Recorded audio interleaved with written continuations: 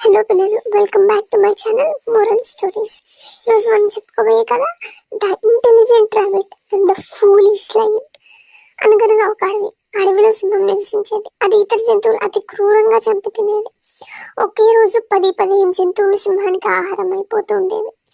ఇలా ఒక రోజు ఆహారం అయ్యే కన్నా ఒక్కొక్క రోజు ఒక్కొక్క జంతువు సింహానికి ఆహారం కావడం ఉత్తమమని జంతువులన్నీ కలిసి నిర్ణయించుకున్నాయి.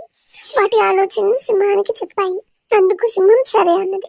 అప్పటి నుంచి రోజుకు జంతువు సింహానికి ఆహారంగా మారి అదే అడవిలో ఒక కుందేలు నివసిస్తూ ఉండేది.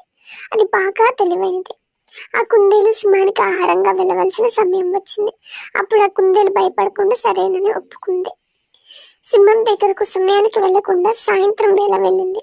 అప్పటికే బాగా ఆకలితో ఎదురు చూస్తున్న సింహం కుందేలుని చూసి, ఉదయం నుంచి ఆకలితో ఉంటే ఇప్పుడు వస్తావా అంటూ కోపంతో ఊగిపోయింది.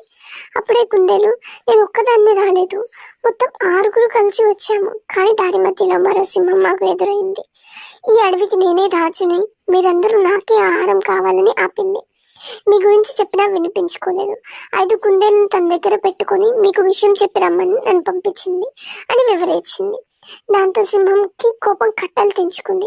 ఈ అడవికి నేనే రాజుని, ఆ సింహాన్ని చూపించు, దాన్ని చంపుతాను అని కుందేలతో కలిసి బయలుదేరింది. తొంగి చూసిన సింహానికి దాని నీడ కనిపించింది. దాన్ని మరో సింహంగా భావించి గర్జిస్తూ బావిలో దొక్కేసింది. అలా సింహం పీడ విరగడైంది. ఈ కథలో నీతి ఏమనగా, శారీరక బలం కంటే బుద్ధి బలం గొప్పది.